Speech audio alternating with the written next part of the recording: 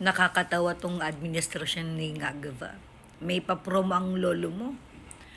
1+3 o kaya promo ticket para do sa pamilya. So, every Sunday, merong libreng pa-ticket. Bibili ka lang daw ng isa, tapos yung +3 mo, libre.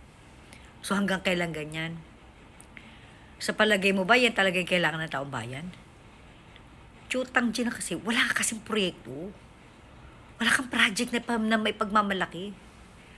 Kaya binibida-bida mo, yung walang kakwenta-kwentang 1+3 promo ticket mo.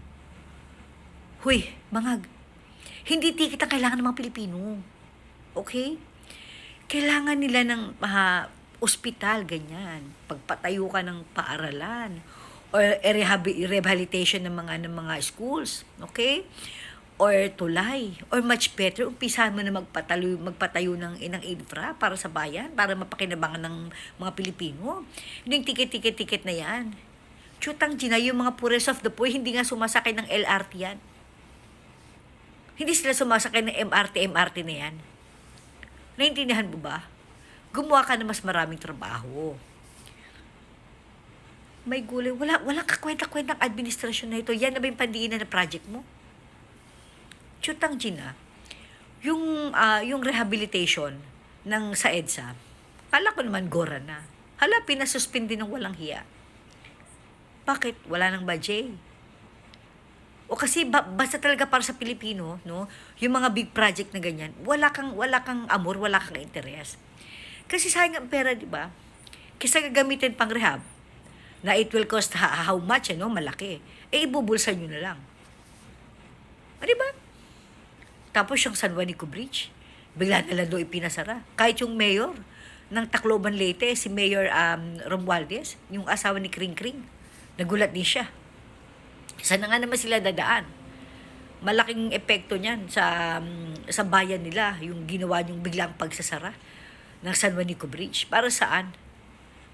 Di ba? Naghahanap ba kayo ng bagong project na ikokorap? Mahirap magtiwala sa administrasyon na ito.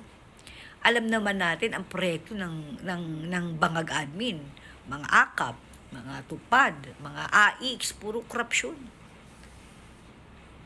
Oh my gulay. Yung nuclear power plant ng tatay mo sa Bataan, ano na nangyari? Diba sabi mo, ipagpapatuloy mo yun kasi ito ay makakatulong para sa mga Pilipino. Yan ay makakatulong sa pagbaba ng kuryente ng Pilipinas. Ano nangyari? Kasi gagastos ng malaki, nangihinayang kayo. Pero kung gagastos ng malaki para sa inyo, okay lang. Pero pag para sa mga Pilipino, nakakapanghinayang. No, yung subway na feeling mo ikaw nag-start, julul. Hindi ba mga Pilipino may YouTube? May YouTube. Kaya yung mga nangyari nung nakaraan napapanood pa namin. Sinimulan PRD yan, itutuloy mo lang. Tapos hindi mo pa rin tinutuloy. Di ba sinabi mo nung campaign rally mo, Jutang Gina ka, na bago ka bumaba sa pwesto, may subway na tayo. Maano? Wala kang ginawa kang dimang budol. Tapos ngayon, ang project mo, 1+3. Putain na. Hindi ticket ang kailangan ng mga Pilipino. Palibasa, presidente ka na hindi marunong magpresidente. Hindi mo hinaharap kung anong tunay na sitwasyon, problema ng bansa. Palibre-libre ticket ka pa dyan. Paigtingin mo na lang ang kahigpitan. Okay? Para maibalik ang peace and order sa bansa. Yung mga derogation, na ewan ko ba tayo mong pa-resolve ba? Di ba, nasasaktan ka ba kapag nasasaktan yung mga judicus na yan? Di ba, masakit ba kung jujulihin? Okay? Yung mga derogation syndication na yan. Oh my God, putang ina. 1+3, ayan. Ay, mga kababayan, ayan ha. 1+3 promo ticket.